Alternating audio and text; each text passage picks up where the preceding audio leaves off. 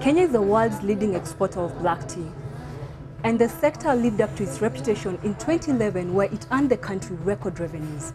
This winning streak has continued in 2012, where the latest figures indicate that revenues were up 1.3% in the month of February.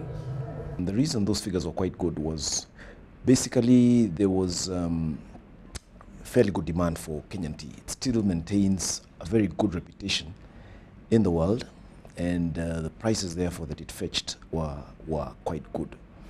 This is the reason why, I mean, the earnings were not bad. But also don't forget, we were helped by a weaker Kenya shilling. So for every, we export and earn US dollars, so automatically our earnings were lifted by the fact that we were earning more shillings per dollar that we exported. So the fact that there was good prices, and second that the Kenya shilling was weaker in the foreign exchange markets, that helped us quite a bit.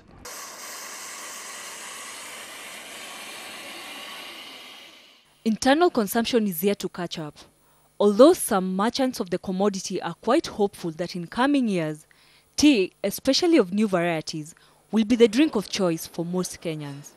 The Kenyan tea brand is more commonly consumed than the rest of the brands because local tea is commonly known as their favorite.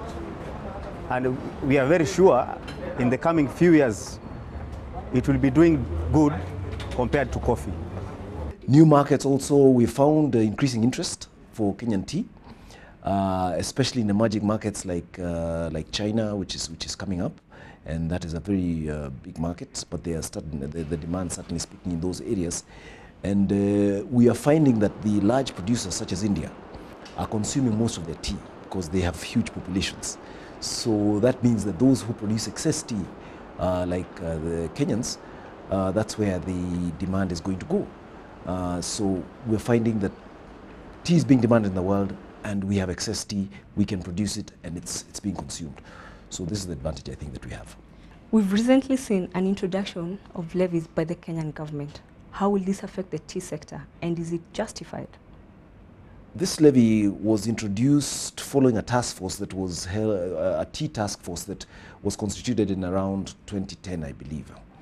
And the tea task force, one of the recommendations was that there should be more funding available for the Tea Research Foundation and the Tea Board of Kenya. And they then figured out that the best way to raise more money is to increase the amount of money that comes from tea production, and especially from tea exports from this country, which is quite a large amount. And that's when they came up with the 1%, what they call ad valorem. And this was a law was passed in Parliament, and it was passed that this ad valorem levy could be up to 2%. But when the Ministry of Agriculture operationalized it, it was placed at 1%, which was not bad. But the effect of it was to raise the amount of money raised from the tea sector from approximately 250 million to approximately 1 billion shillings per year, which is a large amount. It's a 5-fold increase. Now, the tea producers felt that this was a little bit of a huge jump in the amount of money that is coming from producers, really. And this sort of tax burden would make our tea uncompetitive overseas, because it would mean that buyers overseas would be charged a higher price by the producers if the producers want to maintain their profitability, and they would decide that they do not want to take the Kenyan tea. Now, if we're to encourage exports in this country, we should not be taxing the exporters. I think that was the whole idea. We should find ways of raising money and, if possible, subsidize the exporters because we are bringing in the foreign currency. The sector's outlook is a blend of high enthusiasm underlined by guarded caution as the year unfolds. Kenyan tea has various very special attributes because of the altitude and because of the growing conditions. And Kenyan teas continue to be attractive to many blenders because of their flavor, taste, and color. And I believe that this situation should persist.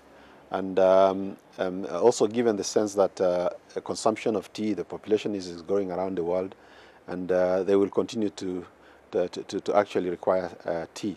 Now, of course, the challenge is always in balancing the supply and demand situation so that the farmers benefit from their labor and the consumer also gets money for the teas that they are buying.